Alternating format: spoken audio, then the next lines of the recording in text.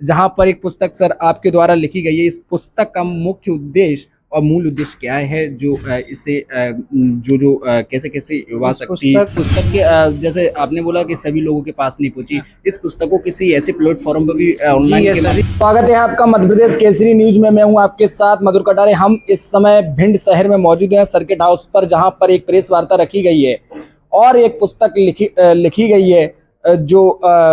पुस्तक जो लिखी है वो हमारे साथ मौजूद है। चल अपने उड़चल अपने देश, परिवर्तन की आहट, और अभिषेक चौहान, अन्वेषी IRS रक्षा मंत्रालय, जहां पर एक पुस्तक सर आपके द्वारा लिखी गई है। इस पुस्तक का मुख्य उद्देश्य और मूल उद्देश्य क्या है, जो इसे कैसे कैसे युवा इस शक्ति पुस्तक को लिखते समय जो मेरा मूल उद्देश्य है वो मुख्यतः मुझे लगता है किसी भी क्षेत्र में अमूमन एक धारणा बन चुकी है, किसी भी क्षेत्र को आगे ले जाने का श्रेय अनचाहे हम लोग मान लेते हैं कि पूरा सरकारी तंत्र का ही जिम्मा है किसी क्षेत्र को आगे ले जाने का, और उसमें किसी भी तरह की कोताही पे पूरा ठीकरा भी सरकारी तंत्र पर ही फोड़ दिया जाता है। मेरा मानना है कि क्षेत्र को आगे ले जाने का प्राथमिक दायित्व उस क्षेत्र के रहवासियों का है, जो उस क्षेत्र की हवा पानी को लेकर अपने शरीर का, अपने विचारों का, अपने परिवार का भरण पोषण कर रहे हैं। तो हर व्यक्ति को एक किसी क्षेत्र के प्रति अपना दायित्व और अपने क्षेत्र के प्रति एक अपनी संवेदनशीलता रखनी चाहिए। इस मायने में मैंने, चूंकि मैं इस क्षेत्र का हूं, तो मैंने इस क्षेत्र के प्रति ये पुस्तक लिख के अपने कर्तव्य का निर्वहन किया है। और मेरे इस निर्वहन के बाद मेरा एक उद्देश्य है, मेरी अपील है कि इस क्षेत्र का जो भी युवा वर्ग है वो इस पुस्तक को पढ़े और इस पुस्तक के अर्थ को समझते हुए अपने दायित्वों का, अपने क्षेत्र के लिए, अपने समाज के लिए, अपने पर्यावरण के लिए, पर्यावरण पर हमारा क्षेत्र थोड़ा हार्ड क्षेत्र माना जाता है, पर्यावरण का यहाँ पे हाशिए पर रखा जाता है। मैं चाहता हूँ कि अब वो समय आ गया है कि हम लोग पर्यावरण के प्रति एक जागरूक नज़रिया विकसित करें और हर व्यक्ति उस जागरूकता के साथ अपने आसपास अपने अपने हिस्से के कर्तव्य का निर्वहन करे। इस पुस्तक में कितना टाइम लगा, कितनी पेज की? इस पुस्तक को लगभग लिखने में मुझे 1.25 वर्ष का समय लगा है और ये पुस्तक लगभग 200 पेजों की है। चूंकि ये पुस्तक अभी कंप्लीट नहीं है, इस पूरे कथानक को मैंने 3 खंडों में प्रकाशित करने का, चूंकि एक मेरे लिए पहला प्रयास है और वो प्रयास काफ़ी भारी हो जाता, काफ़ी ज़्यादा भारी विषय वस्तु हो जाती, तो मैंने उस कथानक को 3 हिस्सों में विभक्त किया है। तो अभी सिर्फ ये पहला खंड है जो पलायन कर चुके लोगों के लिए अपील करता है कि जो पलायन कर चुके हैं उनको भी अपने क्षेत्र के लिए कुछ सोचना चाहिए। सर, एक सवाल है, ये जो आपकी पुस्तक है, कैसे लोग ज्यादातर इस पुस्तक को पसंद पढ़ना करेंगे, जो उनके लिए सबसे बेस्ट रहे? ये मेरे लिए बड़ा ही कठिन प्रश्न है, लेकिन मैं मानता हूँ कि हर वो व्यक्ति जो नैतिक रूप से थोड़ा सा जागरूक है, संवेदनशील है, हर उम्र के हर वर्ग के व्यक्ति के लिए पुस्तक मीनिंगफुल है। मैंने किसी एक वर्ग के लिए पुस्तक को नहीं लिखा है।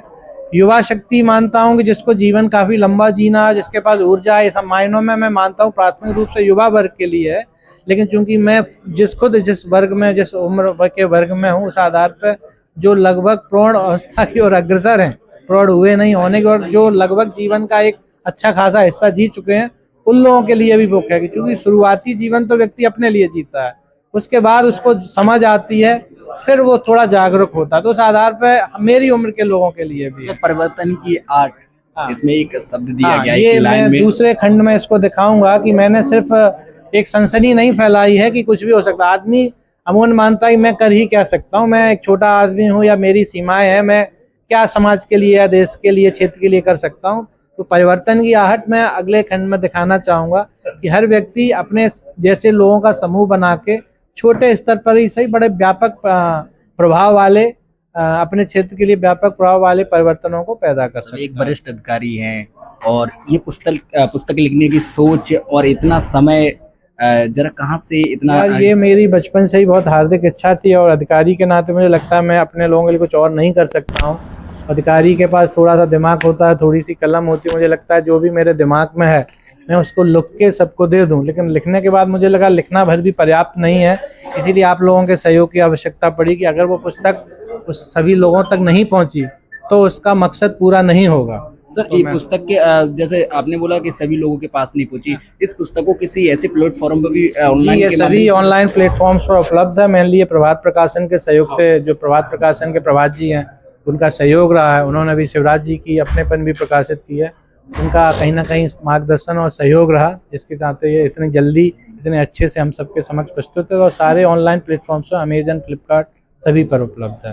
अच्छा, ये मतलब अमेजन, फ्लिपकार्ट वगैरह पे अगर और चले अपने देश ये डालेंगे तो अपनी अभिषेक किताब आ हाँ, जाएगी। उसमें आ जाएगा अभिषेक चौहान। अगर अभी शुरुआत में चूंकि एल्गो जनरेट हो रहा है, जी। बट फिर भी उड़चल अपने देश प्रभात प्रकाशन डालेंगे तो इट विल क्या कहना चाहोगे विशेष रूप से बस मैं विशेष रूप से यही कहना चाहूँगा कि हर व्यक्ति जो यहाँ पे उपस्थित है उसका एक प्रभाव क्षेत्र, उसके टच में कई सारे लोग हैं, वो हर व्यक्ति अपने लोगों तक इस संदेश को पहुँचाए कि मैं भी यहाँ का हूँ। अमूमन आदमी कहता है कि मेरी भी एक सीमा है, मैं चाहता तो बांट भी सकता था, लेकिन उसके बाद भी वो एक संख्या तक ही पहुँच पाएगी। मैं चाह रहा हूँ ये आप सब लोग ज़्यादा से ज़्यादा तक लोगों तक इस बात को पहुँचाएँ। 280 रुपये इसका मूल्य है, तो यूं तो 280 रुपये कोई इतना बड़ा नहीं है कि उसके लिए सोचना पड़े। तो अगर उसको खरीद के भी पढ़ना है और जो कोई ज़रूरत है, जिसको इच्छा है, वो नहीं खरीद पा रहा तो वो मुझसे ले ले, बस पढ़े जरूर। ये मेरा भिंड पूर्व समय में डाकुओं के नाम से जाना जाता था। हाँ। इसी भिंड से आप भी हैं, आप भी जुड़े हुए हैं बताया जाता है। मैंने अपनी पुस्तक में इस और- सीन को डाला है। जी। भिंड कभी भी डाकुओं का नहीं रहा, वो सब गुजरे समय की बातें। हम लोग को मुफ्त में एक पहचान मिल गई, हम लोग मजे मजे में उसको ढो रहे हैं। मैंने पुस्तक में इसी का मुझे मैं जब कॉलेज में गया, इसमें मुझसे सर लोग आशा व्याख्यान करते किया थे। गया है इसमें इस हाँ, चीज़ मैंने हल्का सा लिखा, लेकिन मैंने उसको महिमा मंडित नहीं किया। जी। डाकुओं को मैंने हमेशा एक लुटेरे के तौर पर प्रस्तुत किया है। वो डाकू जो मैंने देखे नहीं, जिनका महिमा मंडन होता है कि जो बहुत भले थे, तो मैं उनके लिए ना मैंने अच्छा कहा ना बुरा कहा। मेरे लिए डाकू मतलब लुटेरा, डाकू मीन्स लुटेरा, तो मैंने उसको महिमा मंडित नहीं किया। तो जो भी है, जो मैंने देखा समझा, वो मैंने लिखा है, लेकिन मैंने उससे हटके इस क्षेत्र को दिखाया। डाकू यहाँ की एक समस्या थी जो गाये बगाए अब अपना परिवर्तित रूप से दूसरे रूप में हो चुकी, वो आज भी मौजूद है। डाकू मीन्स लुटेरा, लुटेरे तो आज भी मौजूद है।